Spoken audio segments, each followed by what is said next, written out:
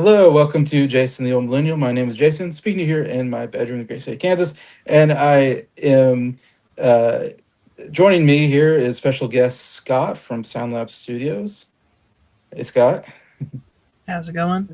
Good, good. How you doing? Doing good, doing good, doing good. All right. Well, I asked Scott to come on here because I came up with an idea for a new series I want to do on my channel with different guests and so forth.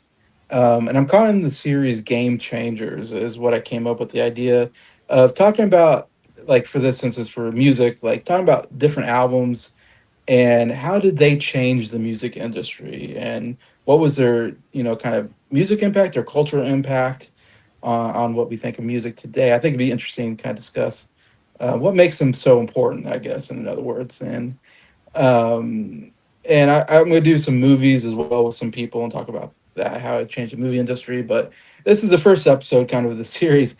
And of course, I'm a big Beatles fan. I got my Beatles shirt on right now. And Scott's a big Beatles fan. So I thought a good start was to talk about the Beatles and their impact early on in their career. I mean, there's no doubt we can talk about the influence that the Beatles had on anything that happened afterwards. So, but I thought we'd start with "Please Please Me," their first UK album, which I got right here. Because I think when you talk about the Beatles, I mean, even the very first album, it has to be considered. I mean, this started it all, so I guess it's like this is a good place to start for me. It's like, and it's not the earliest album I want to talk about on my Game Changers list, but I guess of course, I want to talk about the Beatles, and there's some other Beatle albums I want to talk about as well on the list, obviously, because they have a lot of albums that really changed music. But this, I think, you can't, um, undersell what importance this album is. I think in rock music and what it did for the and how it changed other and how it changed the sound and how changed even maybe the marketing and changed like how he sold albums and all this and talk about all that. I guess first, I guess talk about what do you think about Please Please Me, as would you agree this is a kind of a game changer, as I call it? 100%. 100%. That is a game changer if I ever saw one. Do you remember your first experience with the album? Obviously, this album came out way before we were born, so we're we're listening to this as we're growing up, and just kind of discovering it. Yeah, for me, I was more. Well, I grew up on the Beatles' Red Album and the Blue Album. I mean, I was introduced, funny enough, Yeah, that's a good one. introduced to the Beatles through the Beatles rock band Game. And so that led to Yeah, buying the Red it's a great Album one. and the Blue Album. But it wasn't until I was 18, my 18th birthday. For my 18th birthday, I got a gift that would change my life. It was my very first record, which was an original issue of Sergeant Pepper's Lonely Hearts Club Band on record. First record in my collection. It's now framed on my wall over there because it's the first record in my collection. And that kind of introduced me to a whole new side of the Beatles because the Red and the Blue album is their greatest hits, and you would grow up thinking this is all the best stuff. Nuh-uh. That introduced me to the world of albums, the stuff that's for the fans, the stuff that the people who are not as familiar with the Beatles would never get to hear. But if you're a big fan of the Beatles, then you would know that they worked hard on every song on the album. And getting to hear Sergeant Pepper, my first thought on that, which I'm going to be brief because we might do another video on that, but my first thought on that was, what the heck is this? What the heck is this album?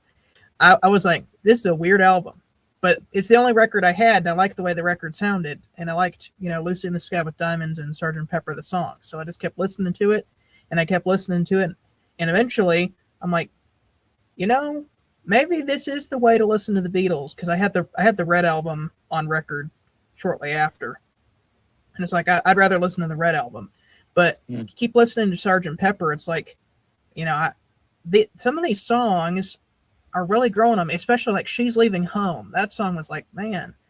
So I kept listening to that, and it made me curious as to what are some other Beatles albums? What else do they have? And that led me to Rubber Soul and all these other Beatles albums, which we're not going to be talking about today. But I specifically remember going to the record store and seeing a UK copy of Please Please Me. Now it was a later issue. I think it was like a 70s or 80s copy, but it was from the UK and it was at the record store.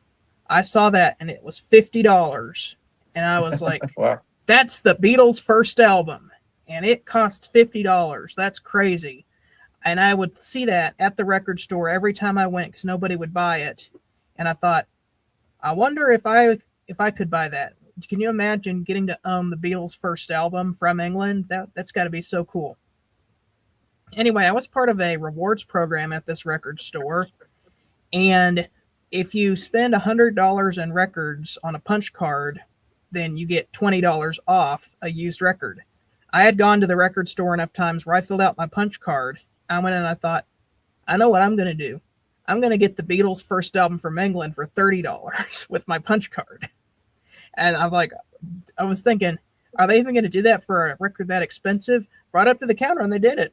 I got the Wow. Beatles' first album from. I don't have that copy anymore. I have an even earlier copy now.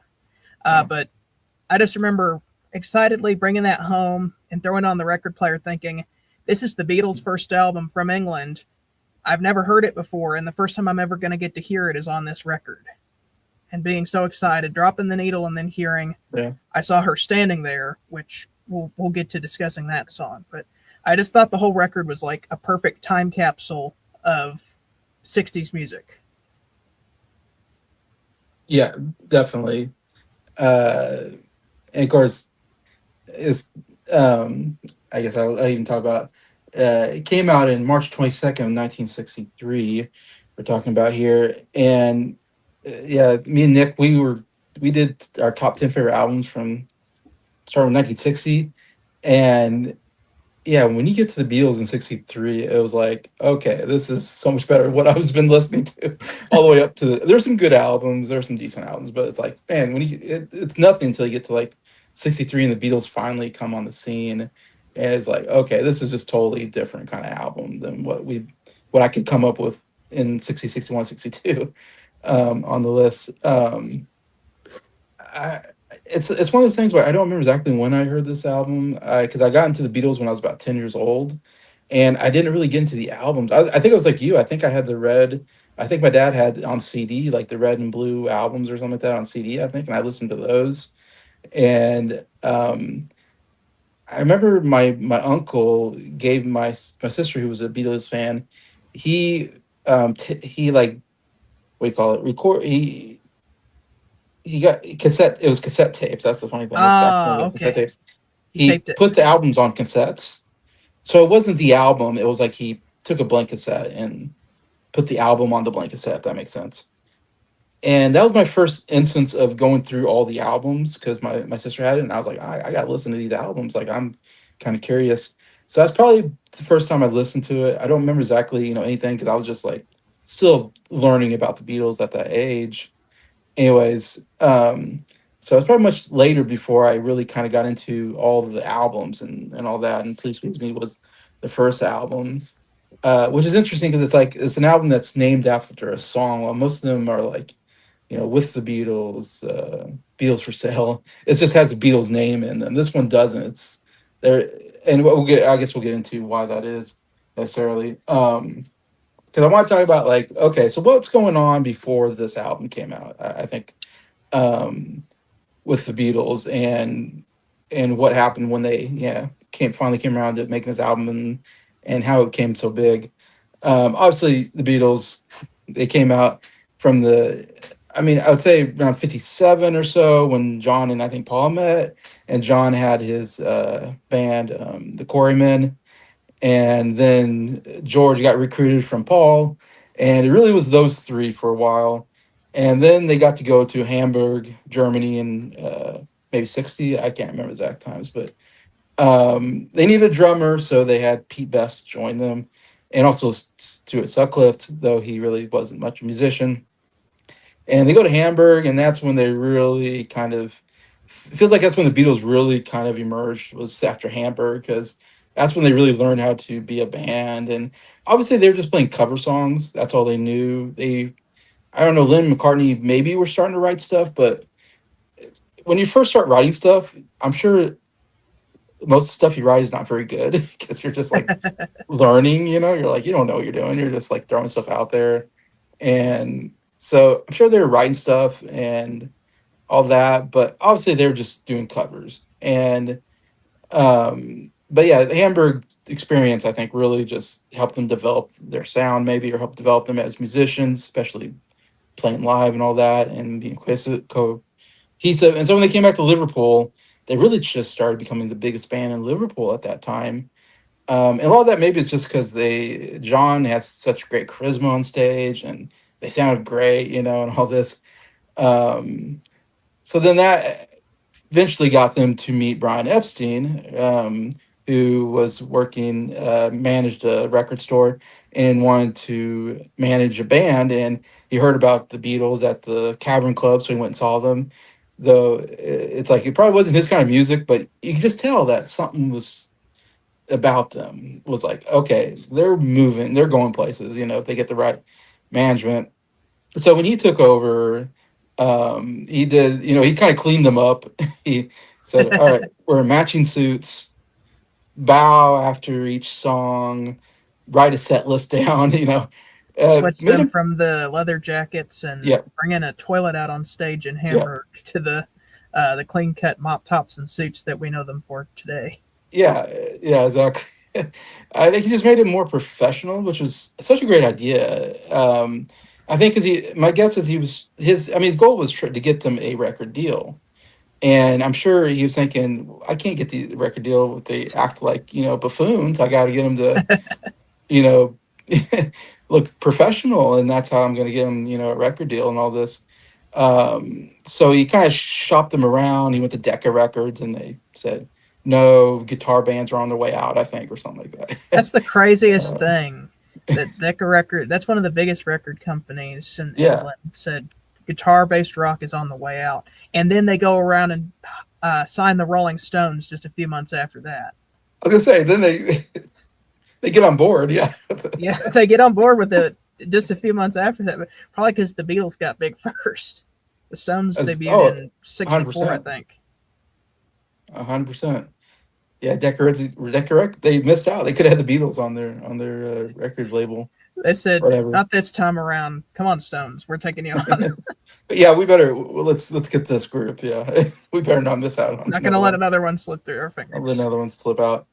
So I think interesting. Of course, then this takes us to coming to EMI in 1962 and finally getting signed by George Martin, who this is my understanding of it all. I've done the little research, and I don't know. Um, George Martin was a head of Parlophone. Parlophone got bought out by EMI, basically. It seems like, and so everything I'm guessing that George Martin put out was on the Parlophone label, and that's why early stuff is all Parlophone label, anyways.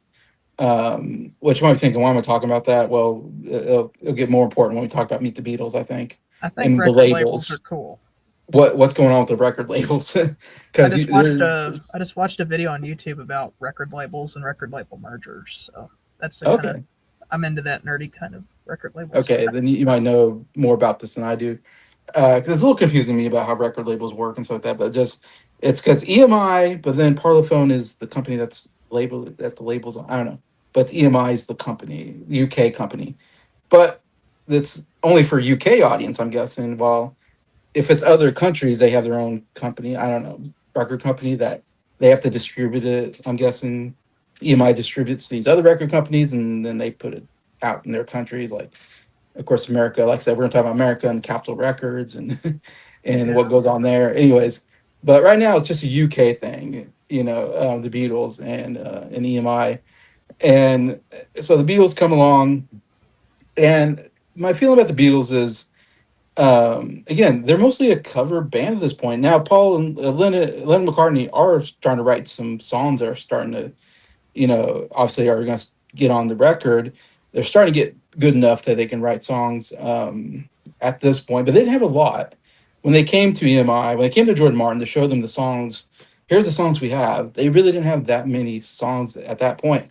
They're still, you know, developing that, I think, part. And I don't think Jordan Martin thought of them at all as songwriters. He was, I think I'm sure he thought, oh, we're just gonna get songs, give it to them, because that was the thing they did at the time mostly. When you got a, obviously Elvis didn't write his songs. I'm sure you can look at other groups that got popular, or artists. They usually didn't write their own songs. They usually had a writing team or something, or someone wrote a song. They would get the rights to the song and say, oh, here's a good song. I think we can make it a hit for you, and they give it to you, and you maybe make a hit or not. You'll see. I think this is one of the first things we have to talk about with the Beatles. Is this was unusual? I think them writing 8 original songs on this album, that wasn't done. Would you agree? Oh, that's what makes this a game changer. Like sometimes if you're the songwriter, you'll write one, maybe two of your own songs on your album, but most of what you're doing is covering the popular tunes of the day. Like if you look at a lot of Yeah, albums from this time, which aren't albums as we would know them now, which is a great collection of like a whole artistic piece. Back then it was just like, it just exactly like it says on the title of this album. We have "Please Please Me" with "Love Me Do" and 12 other songs. 12 other songs. It's not really considered a cohesive art piece. It's here's our singles, and because you Yeah, have enough patience to and enough money to buy a whole LP rather than the 45, we're just going to put some extra stuff on here. But that's not how this album turned out, though. It plays as a good listening experience all the way through. But some albums, it's just like, oh yeah, here's the hit single, and everything else is just a dud around this yeah, time. The yeah, Beatles changed that later on with starting with Hard Day's Night, really. But before they're changing how albums are made that way, they're changing how albums are made by writing most of the songs themselves. And yeah, that's just kind of unheard of. Like if you buy Frank Sinatra's albums, even around the same time, you buy Frank Sinatra's Strangers in the Night album, or what's it, My Way later on. Yeah, that's a good example. I mean, that's way later in the 60s, but if you look at Frank Sinatra's albums in the 60s, they have the big hit, but a lot of other songs are just covers of other popular songs at the time. In fact, Frank Sinatra even yeah, covers the Beatles and Simon and Garfunkel and other stuff yeah, because that's what was popular at the time. That like he held on to that tradition of like maybe like here's a big song. I mean, Sinatra didn't really write any of his own stuff, but it's like here's the new original song, and then everything else is like a standard that is a yeah, popular song that you get to hear my rendition of. And the yeah, Beatles do a little bit of that on this record because that's kind of their background. Is that that's a cool thing is that the Beatles really wear their influence on their sleeve with their early records. All the covers is of stuff that they were listening to. yeah, Their influences are all over this record. They were into like Motown yeah, and girl groups and early rock and roll like Chuck Berry, Little Richard, stuff like that. Um, and even like what you'd call it like skiffle music, I think you'd call it like yeah, yeah, what's the guy that they love so much, Carl Perkins. yeah, They cover him a lot because they were big fans of him. But uh, every song on here is either written by them or is a tribute to yeah, something that they were really big exactly. into at the time. I wonder if that's how, I suppose any artist, that's what you do. You look at other artists and you see what they're doing, and you're like, how can I write a song like that? And I think the Beatles were that way too. That it was like, I Yeah, know, especially like Chuck Berry. I know there's like, oh, how can we write a guitar part like Chuck Berry? And they would kind of listen and try to, so it's like it's nothing's probably original. Everything's probably borrowed from somebody else. And I think that's even with the Beatles. It's like, hey, I like the way this song is structured. Let me try to figure a way to do it similar. And I think Smokey Robinson is one of the most influential because yes, they cover like one of his songs on one of the albums, but there's so many other songs that sound like a Smokey Robinson song. They're like let me try to write a song that's like Smokey Robinson. they don't even hide Uh, it. John Lennon straight up yeah, said most of his songs around this time were written in the style of Smokey Robinson. Yeah, that seems like it'd be a big part of it. And it's so interesting the girl groups and and stuff like that that they get. I don't know if that's unusual. It seems like unusual to me to cover like boys and Baby It's You and what Chains. I think it was a girl group. Yeah, it was like the Cookies or something. Written by Carole King, by the way. I think it's interesting. Um, Taste of Honey was covered by like the Supremes and the Four Tops I saw. It's the So funniest thing. You know who did the very first? Not the, it was originally an instrumental song. I think it was covered by, or the not covered by the original artist. I think was Herb Albert and the Tijuana Brass or whatever. okay, yeah, Do yeah, you yeah. know who sang the very first vocal version of A Taste of Honey? It's the funniest thing. No, Billy D. Williams. really, Yes, that Billy D. Billy D. Williams was Williams. the first person to do a vocal version of it because That's it was crazy. an instrumental song, and Billy D. Williams did a vocal version. He was the first one. I think that's such a weird fact. That is a weird fact. Billy D. Williams. Really. And when he heard what the Beatles did to that song, he said, "This deal is getting worse all the time." I was trying to think of a Star Wars quote. That's a good one. Well, hello there. I don't know what he does. Hello, what have we Princess Leia. here? What have we here?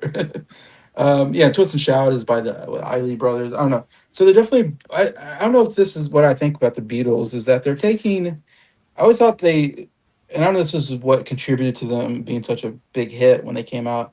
Is like they took what I call like the '50s, like you said, skiffle, rockabilly. I call it like they influenced by Elvis. They're influenced by Billy Haley and the Comets, maybe by Buddy Holly, and then you got like the R&B rock of Little Richard and Chuck Berry, that's thrown in there, and they're big fans, so they took all of those influences, and then they also added in all the Motown stuff in the early '60s, and it seems like they must have combined those two things together to make, I guess, what was just a unique sound at the time, and no one, like I said, this was such a monumental album that came out that really changed everything and created Beatlemania, for goodness sakes, the Screaming Girls, um, that happened here.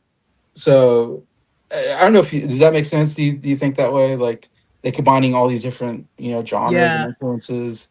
So writing their own songs, diverse influences because you get a little bit of this, a little bit of that, a little bit of everything, and they're wearing those influences on their sleeve. Um, there's two other things like those are two things. I think there's two other things that really contribute to the sound of the Beatles here.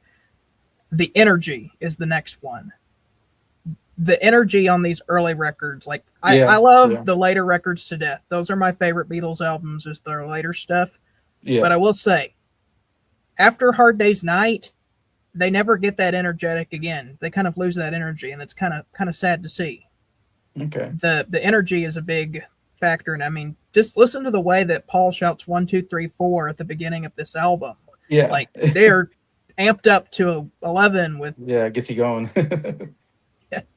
uh, even the ballads are peppy and energetic. Like you can tell Ringo. I mean, you've probably seen videos. Ringo, you think of him just like, but if you see him play live around this time, he's like, Oh yeah. he doesn't have that look on his face like where's me paycheck. That's kind of what he looks like Later on. in the Paperback Writer music video. Whenever he's just sitting around, the other ones are all playing their instruments, he's just sitting around like. He doesn't look like that here. Here in early, like he's smiling, peppy when he gets to sing his songs. The energy, that's another. And then the fourth thing, and we already kind of talked about it, is the production of George Martin. George Martin was not a rock and roll producer. No, right. The Parlophone label, I think, was more into like classical music. George Martin was a Yeah, classically trained yeah, musician who specialized in orchestra music. He was an yeah, arranger. And yeah. so whenever he signed the Beatles, I don't know what he was doing signing them there. He probably just thought like, this isn't my type of Right. music, but it seems to be popular now, so we'll just see where it goes.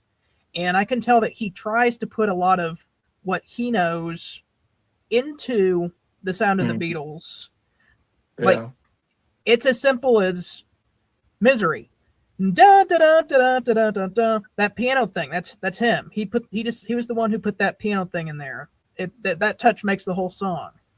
Like little things that he'll Hmm. throw in there. I mean, of course, later in their career, we get the whole orchestral amazingness of stuff like Yesterday Yesterday. Yeah. or, Day in the Life, the orchestra Yeah. there.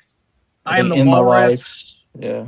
Like, I'm the he was so worst. influential into their sound because they would just say, George, we want this to sound like this. Yeah. And they would You just make it happen. describe something so weird. And he would have to figure out how to make it sound like that. So that's how I feel are kind of the four major things that's contributing to the early success of the Beatles here. Um, Writing their own songs, diverse group of influences that they're wearing on their sleeve, energy, and production of George Martin. You're right. George Martin's background, you wouldn't think this was such a perfect coupling, but it ended up being the perfect. You're right. Like, yeah, it was a perfect producer for them, evidently. It just worked just right. And yeah, and even Brian Epstein's not like a rock guy either. It's like, but yet they knew how to. They saw something, I think, in the Beatles. I know George Martin.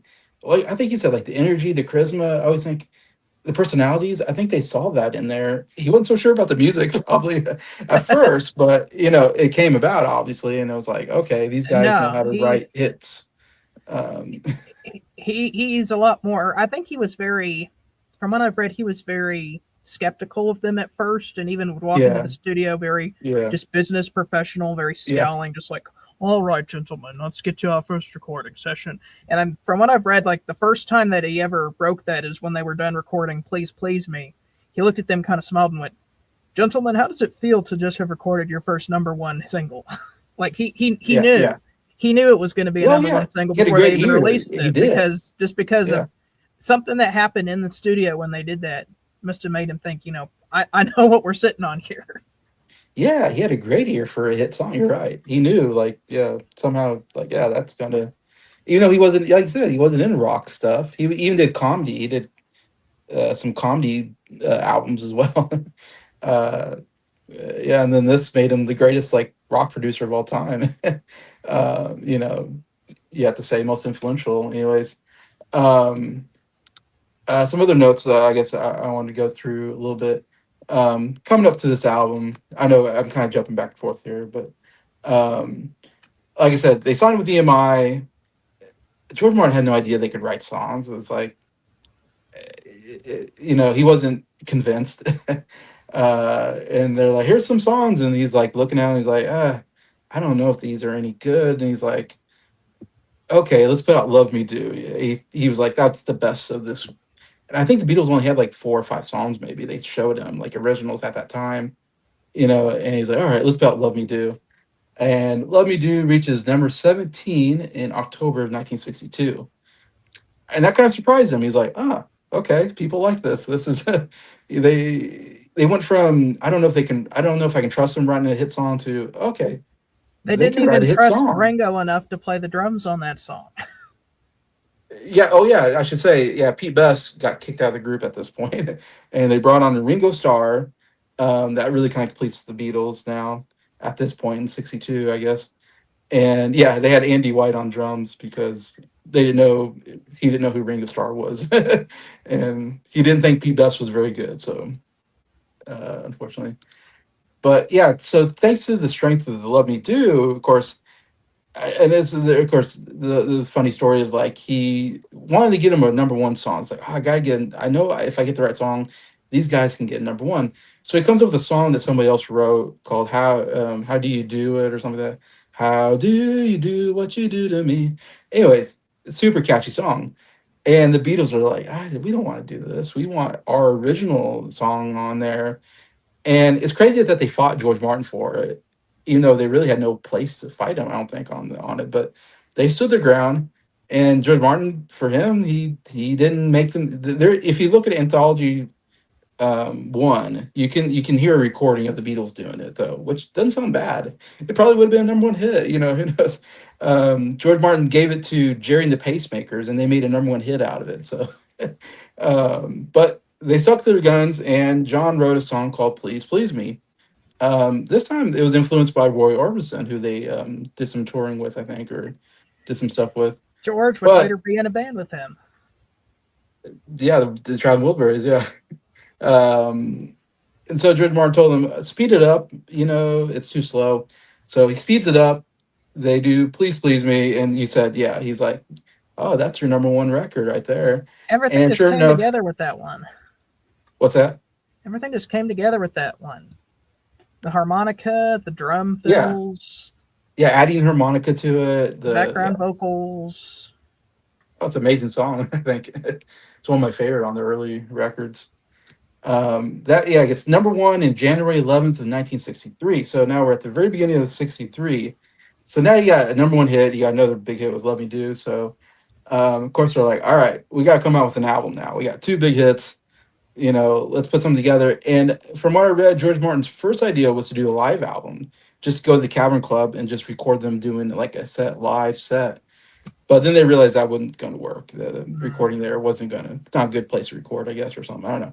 So they didn't do that part. But then eventually came up with, like I said, the kind of at that point they came up with they had four songs already. Basically, they had "Love Me Do" and then the B side, and then "Please Please Me" and the B side. They So pretty they much basically did had to, their they pretty much did their set in the studio. and so yeah, after they came up with four more originals, they then came up with six songs that they've been playing all the time. They kind of just could take from their repertoire of all these songs that they played live anyway. So it was easy to do because they've been doing it so much at Hamburg and of course in Liverpool. And so that's where we get the cover songs like "Anna Go to Him," "Chains," "Boys," "Baby It's You," "A Taste of Honey," and "Twist and Shout." I think are the ones if I'm getting that right. Yeah, so they put those covers on there, and they do it in one day, which is still I think a crazy thing. Who does a whole album in one day? Have you ever heard of that? It's nuts. I um, mean, they'd already done the two singles beforehand, but even still, like 12 songs in one day is bonkers. And the fact that Bonkers. Lennon had a cold whenever he recorded it too. Like you can hear his voice going out on Twist and Shout because that's the last song they recorded. You can hear his voice Yeah, just come on, baby now. Like his voice is about to go out. In fact, I think they did a second take of Twist and Shout, but they couldn't use it because his voice went no, out it after was like a singing one it. take. Yeah, So we they got one had to take at it. had to use take. You can even hear them at the end of the song. Like as soon as they go bum bum bum bum bum bum bum bum bum bum, you can hear him go oh. It's very quiet in the mix, but you can hear him go oh, like it's over. Oh yeah, I read that he couldn't sing for days after that. He was just voice was just shot. um, but I found this quote by Mark Lewison. If you know Mark Lewison, he is probably the best Beatles writer there is out there as far as like writing historical books on Beatles. But he quoted, he said, "There can scarcely have been 585 more productive minutes in the history of recorded music." I thought that was a Yeah, perfect quote. Like that was production. One day, put out put out a huge album. Obviously, it helps that they're all like 2 minute songs, but because you couldn't do that today, 14 songs, it would kill you. yeah. Um, but back then you could do that in there. But yeah, so it's interesting. Back then, more songs meant more royalty. Well, in England at least, more songs meant more royalties because the more songs you had on an album, the more money you'd make. In England, in the U.S., it didn't matter how many songs you had on your album. In fact, having more songs would mean it was more expensive to make the album, which we'll talk about that in a bit. Yeah, I was gonna get to that in We're the gonna yeah get when to we that. cover. um, but of course it was number one in the UK, obviously huge album there. Of course, it probably helped that they had two big songs on there already with "Love Me Do" and "Please Please Me." Like you said, it's the only album that has.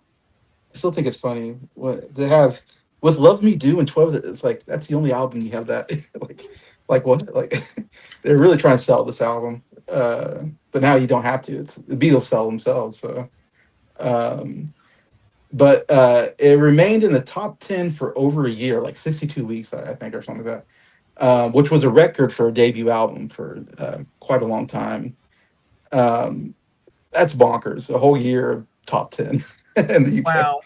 Uh, and it was number one for like, well, let me get see. It was number one for 30 weeks. 30 Wow. weeks at number one. I mean, that's just kind of shows you the impact of this album had. Just nobody seen this before or had something like this before. You go, I don't know. It was just something so humongously big. And it really is the birth of what we call Beatlemania, where it's just this whole new thing where, I mean, Elvis was huge. You know, there's other huge stuff, but nobody attracted the crowds that the Beatles did. Even Elvis, I don't think. The Screaming Girls. I mean, oh my God, the Screaming Girls. You know, that was just at every concert, outside every hotel, outside all the venues. It's like it was crazy. It was that's why they call it Beatlemania. It was just no one's seen anything like it before. It's just I think that The contributes. the first scene of A Hard Day's Night was not an exaggeration. It was a documentary. Yes, very accurate. Can you do you know what album beat it out for number one? Let's see, this is 60 themselves. Wow. With the Beatles, knocked them out of the number one spot.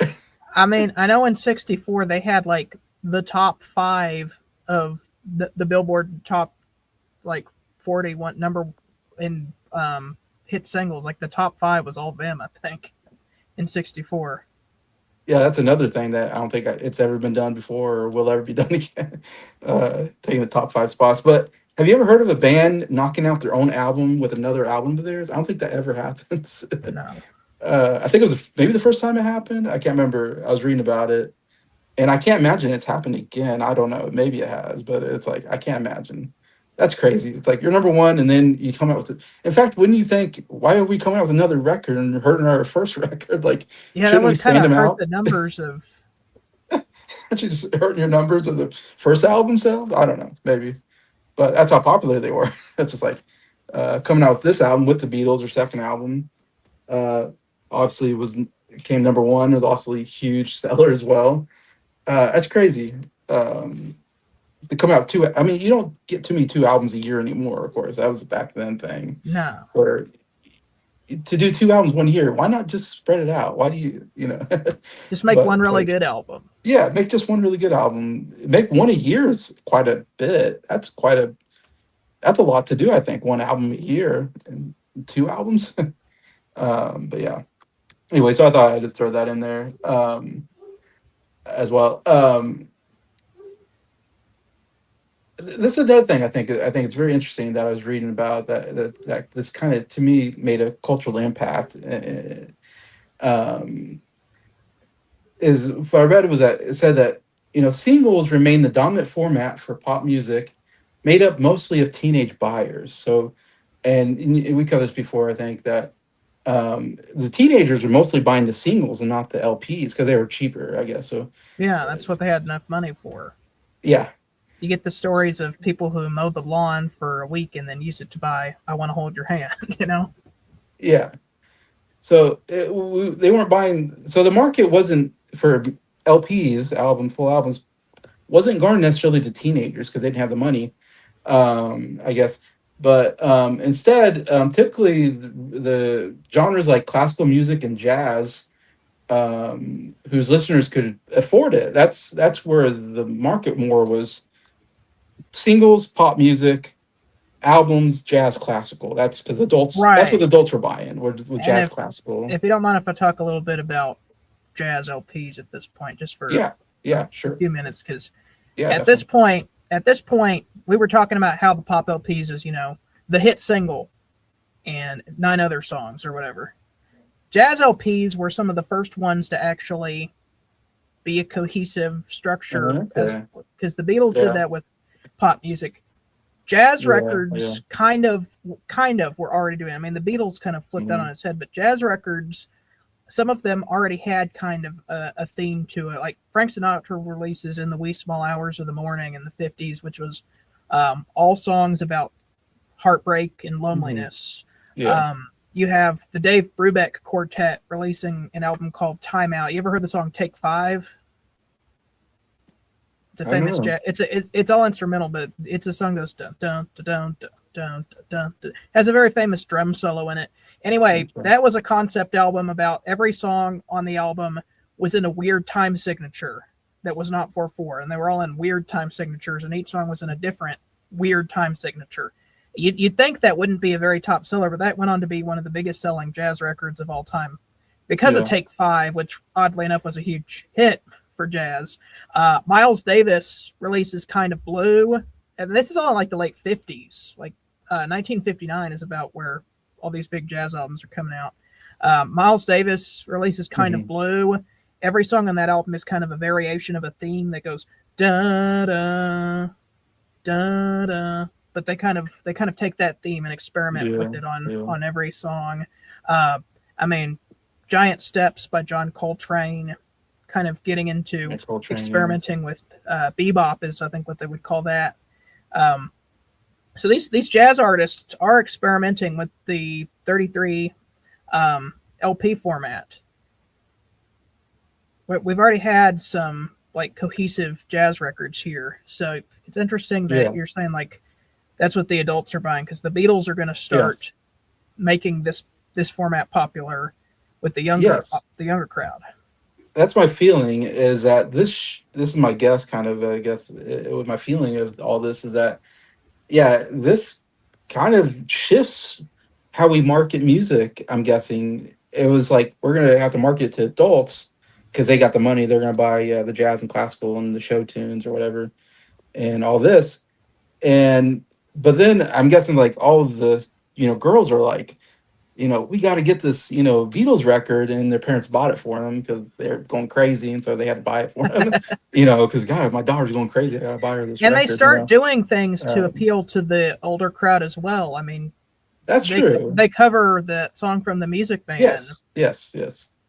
because they know Till there that was you. they Yeah, think the parents would like the show tunes that's better. true. That's true. And That's a good point.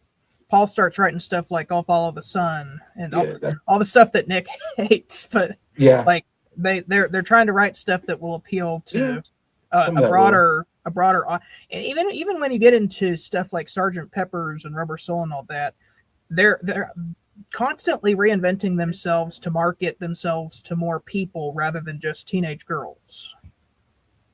Oh yeah, for sure.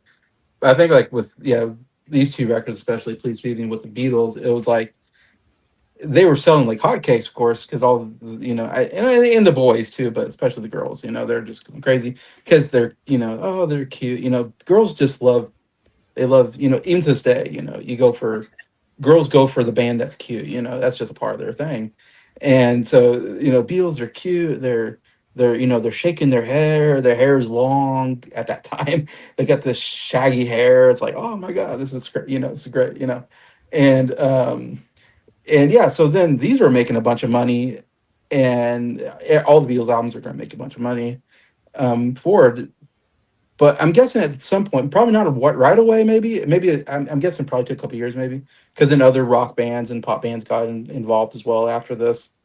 That it was like I don't know. I'm sure there's some shift in like how the companies are like, you know what, we need to garner towards this teenage crowd. For the first time, I think I'm guessing in music history, it was never that way. And it was like, no, the teenage crowds we're going to make money maybe, and I don't know if it's still to this day because we don't do physical media so much today, but It was at um, least until like the mid '80s, you know, marketing full albums rather than like the singles started becoming teasers for the album. Like if you yeah, like this song, yeah. buy the album. Yeah, yeah. Like I said, my thinking was like even the '90s or something, or even 2000. I don't know when when I was growing up, kind of like I know, like I take my younger sister for instance. My younger sister is 10 years younger than me. She was all about the Jonas Brothers. The Jonas Brothers were like the Beatles to her, She loved the Jonas Brothers. She listened to all their music. She went to a couple concerts of them. She had their posters on her wall, and it's like one of those things like me and you, more serious, collectors, and I've never listened to a Jonas Brothers album in my life, and most of us probably haven't. I'm guessing maybe Briar has. I don't know if he even has, but I've not listened to a Jonas Brothers album, but I will say this: yeah. "Sucker" is an earworm. I know that's their comeback song, but Oh, okay. "Sucker" is an earworm.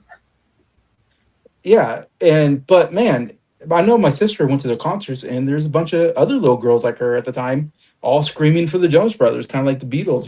They're just going crazy. And I hate to say that. I mean, it was marketed that hey, here's three guys that are kind of good looking and they can sing and all that, and girls went crazy. And there's other examples of that. So I think that's always a market that music always went for. Is like we know we if the girls like them, they're gonna make money, and so we're always gonna Yeah, through like the Backstreet Boys or whatever, One Direction, all this stuff. Anyways, that's just kind of.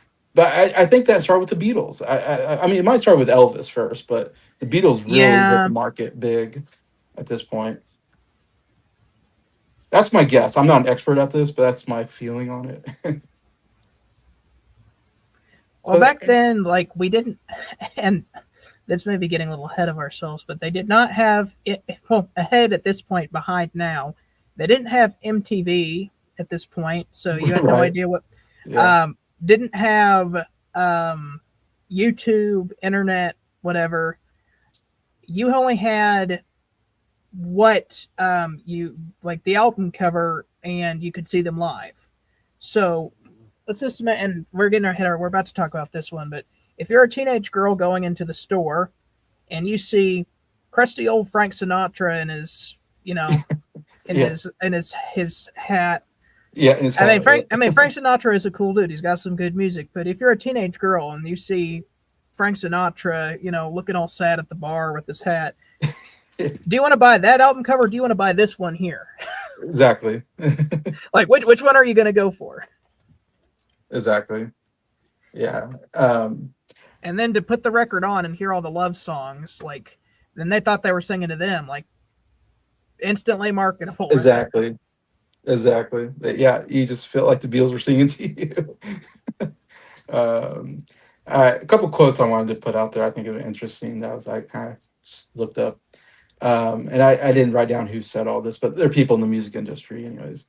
But like one said, "Please, please me" stands at a vital moment in band's history as it set in motion the wheels that would carry them to very peak of public recognition and subsequently into realms of sonic experimentation that would create a template for so much rock and pop music since. So, kind of just talking about the cultural impact on music there.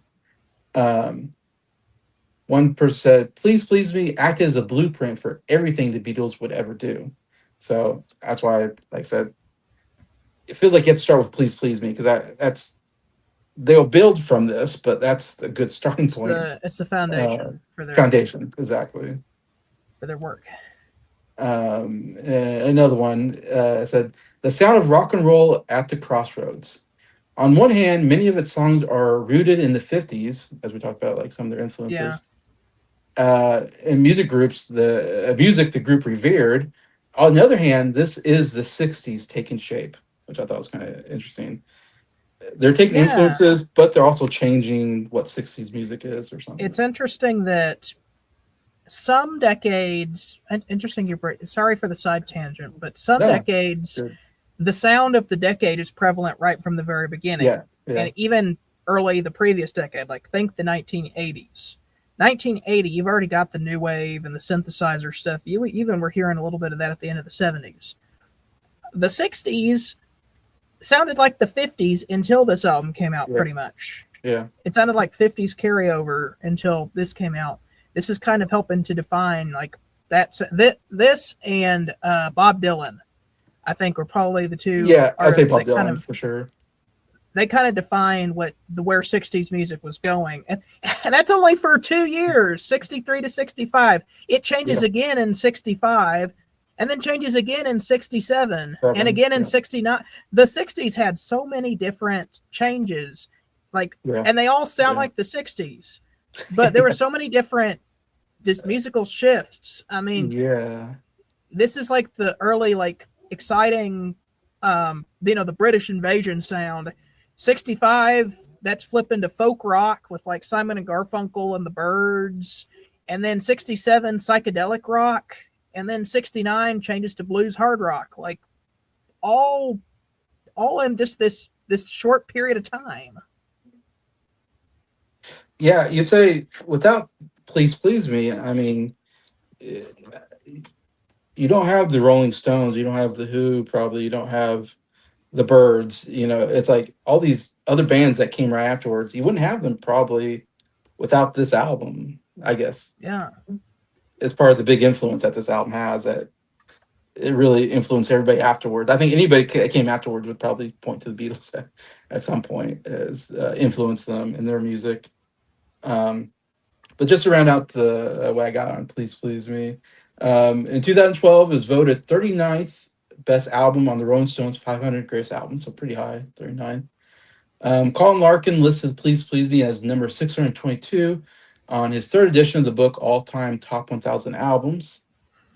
In 2004, Rolling Stones 500 Greatest Songs of All Time had I Saw Her Standing There at number 140 and Please Please Me at 186.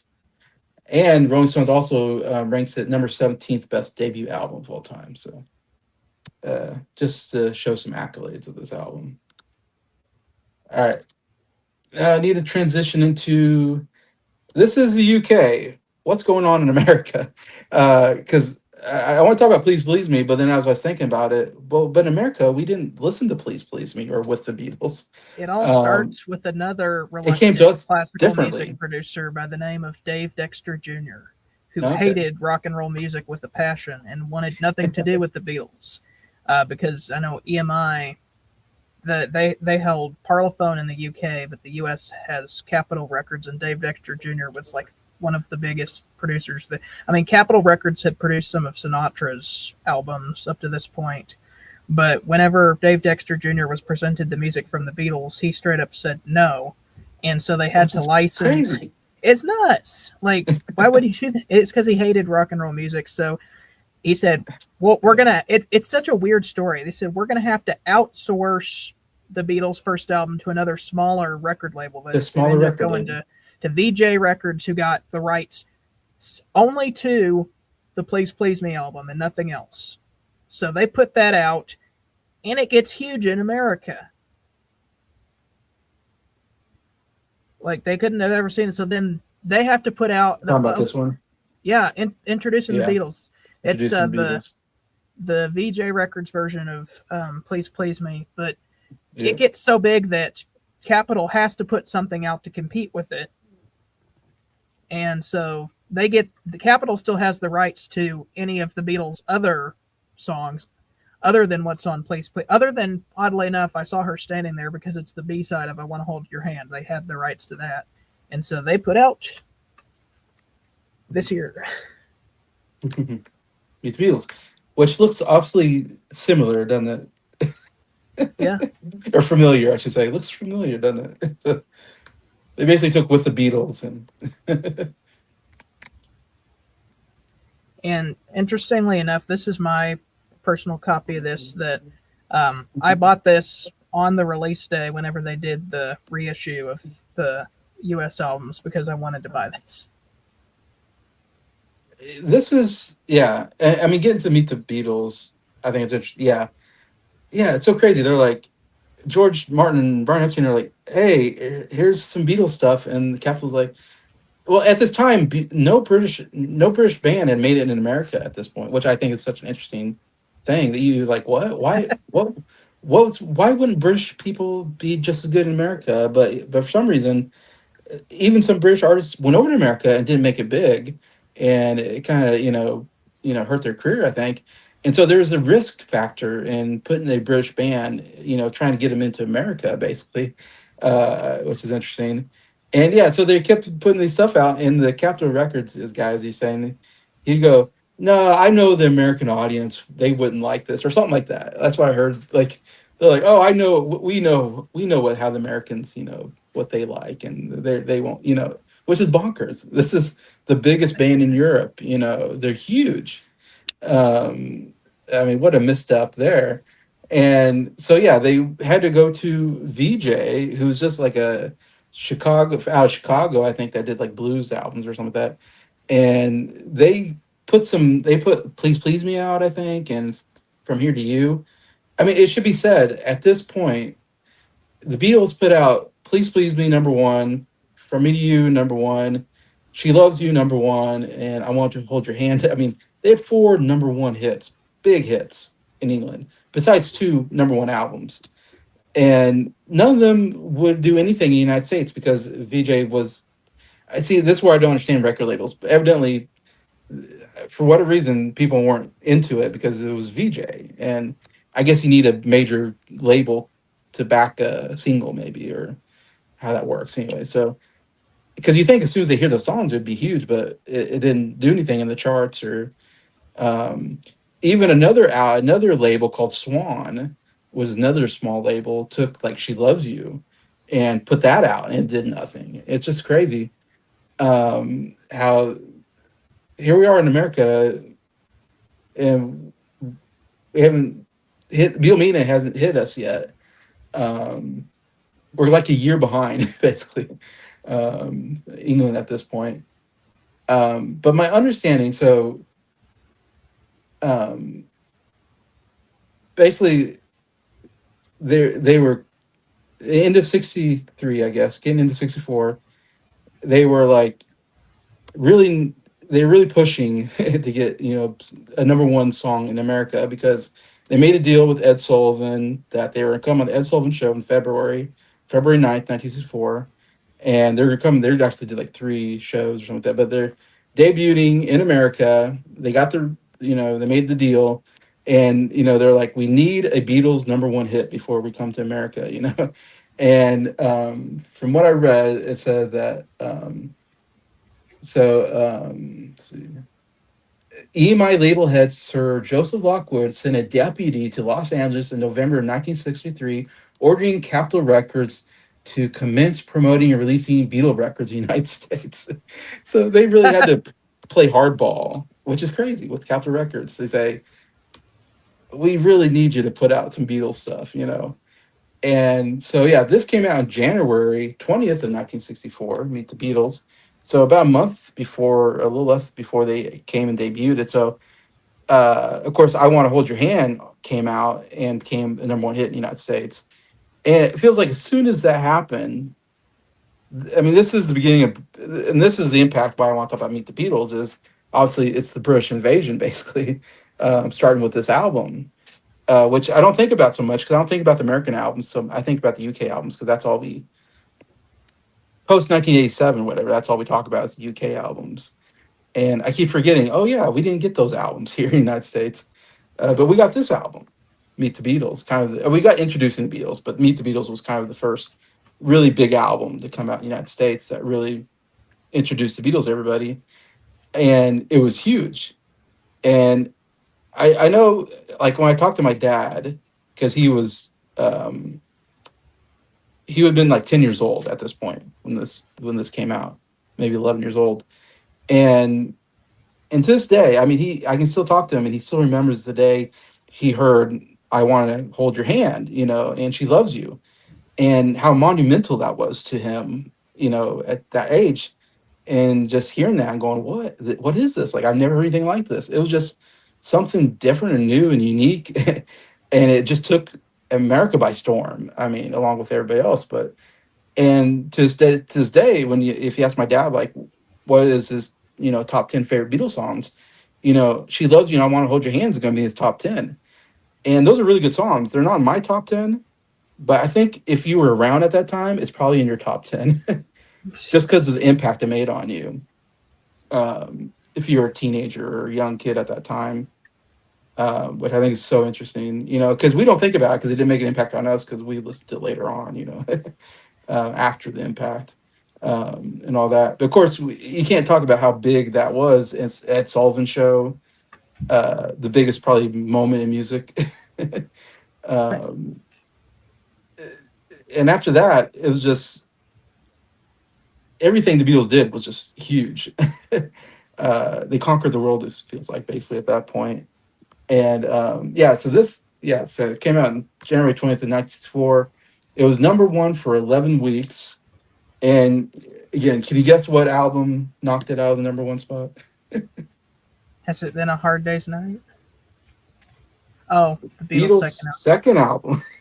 Again, album. got knocked Again, out by their own did it again. album. They did it again. They did it. Their whole album knocked them out of the number one spot. But yeah, so yeah, like I said, yeah, it's so interesting. VJ put out the introducing the Beatles because I think they knew we have a short span. We can make some money before Capitol Records realizes that, hey, we need to get the rights back to these songs. And I think they even sued them or something like that. I know there's like a big legal thing about it. But again, I don't understand how that works.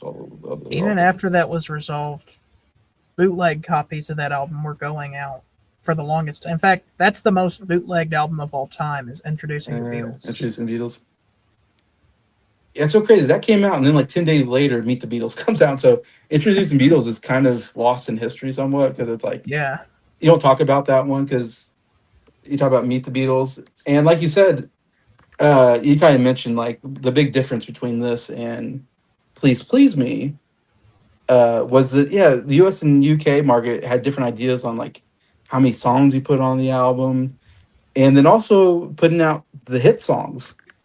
UK with the Beatles doesn't have "She Loves You" or "I Want to Hold Your Hand" on, or "This Boy," or but the US albums they decided, like I said, we're only going to do 12 songs. So then they had, of course, cut out some songs from the other albums because they're only going to do 12 of them.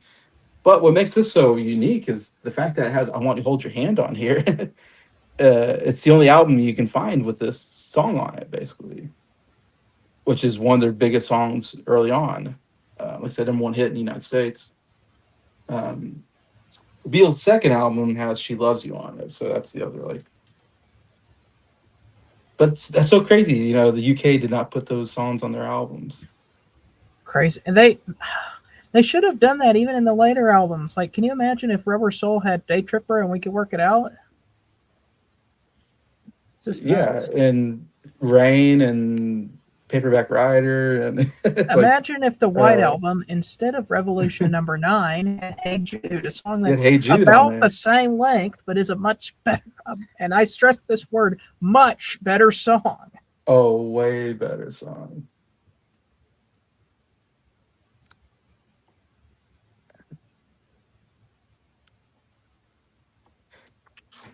But yeah, and what I like about Meet the Beatles, again, I think Meet the Beatles is like the most. When you talk about U.S. albums, this is the album you talk about probably the most. After Magical Maybe Mystery Tour, yes, after Magical Mystery Tour would be the other one you probably talk about. and maybe Yesterday and Today, But just yeah, because of the that's a Butcher great cover, album, right? The Butcher, yeah, that's true. The Butcher cover, one of the but I most mean, sought this. after records, Beatles collectors. I'm sure anybody that was in America at this time, yeah, this was like the album for them was Meet the Beatles. I don't listen to as much because I listen to the UK albums. I don't listen to US albums much, but I keep forgetting. Oh yeah, this. Um, and what I like about this album is that they took off all the kind of almost all the cover songs off of what the Beatles basically, and it's mostly original songs, which is really nice. Um, and like I said, I love that "I Want to Hold Your Hand" and "This Boy" is on here. I love "This Boy." That's such a great song. Um, I mean, not all the original songs are great. Like "Don't Bother Me" is on here, and uh, Mm. "I Want to Be Your Man" is on here. It's like, but you got some great original stuff on this album. And so I don't know what do you think's better, "Please Please Me" or "Meet the Beatles"? They're both good introductions to the band. I mean, having "I Want to Hold Your Hand" on that album though really makes it. I've kind of Yeah, created I my agree. own. I've kind of created my own Beatles canon, where I just pick the albums I like, even if there's repeat songs.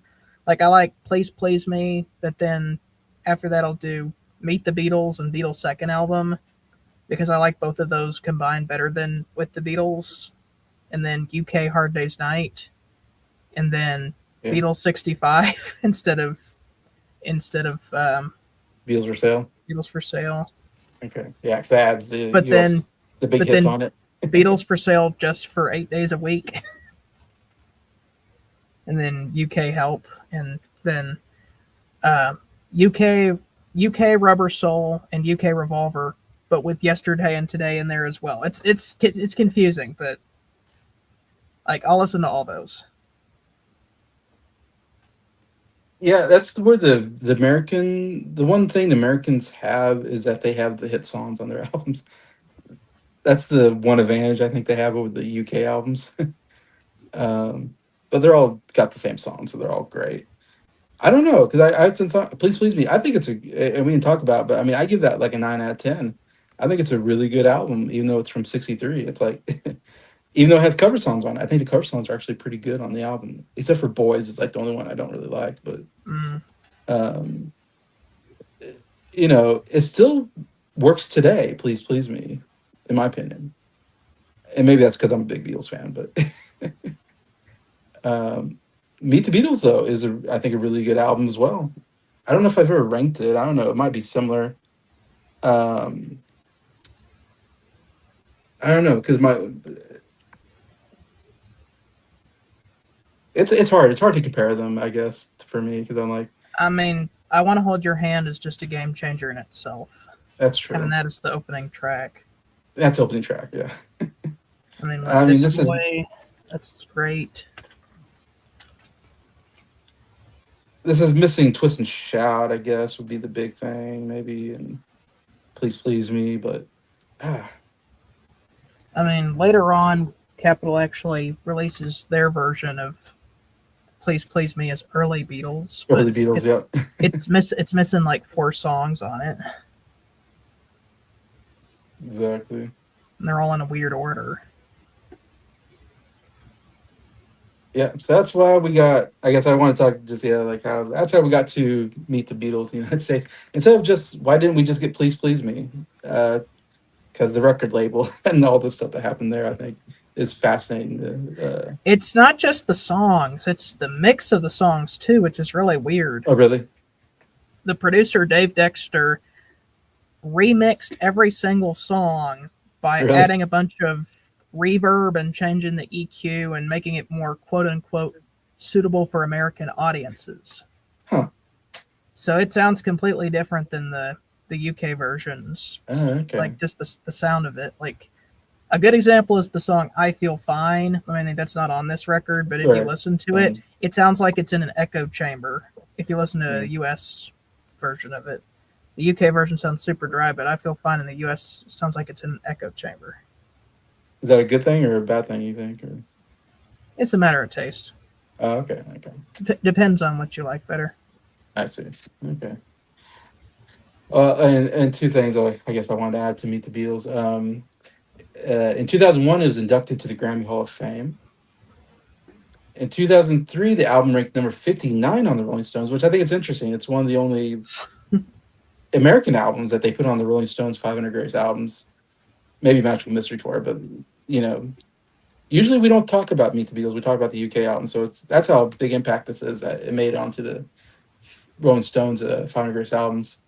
In 2012, it made number 53, and then 2020 it fell to 197, so it fell a bit, but still, Rolling Stones felt it was big enough to put it on their 500 Greatest Albums, which kind of adds to my whole game changer, big impact this made on on music. Um, yeah, I feel like we covered quite a bit there. I don't know if I'm missing anything. Like I said, it's like bottom line, just totally changed pop music, I think, and rock music, and and influenced any band or any artist that came afterwards. And so that alone has put in this definitely changed music, I think. But do you have any other thoughts? I guess, Scott. That's about it. Definitely a game changer. Yeah, I agree. Well, thank you so much for coming talk about it. This was a lot of fun. I really love talking about this stuff and talking about the historical impact and cultural impact that it still has today. on this, and I have other albums that we'll discuss in the future. That will also be fun. But yeah, anybody listening, watching this, please tell me what do you think about "Please Please Me," Meet the Beatles, and anybody that was alive during that time. I'd love to hear anybody's thoughts on the impact it made on them when it came out as well. I think it'd be really cool. Something I hate that I can't tell about. I don't understand the impact at the time because I wasn't there, but we have a pretty good idea, just from all the footage that we see and all that. But yeah, besides that, thanks so much for watching this video. And yeah, I hope everybody has a good day, and we will talk to you later.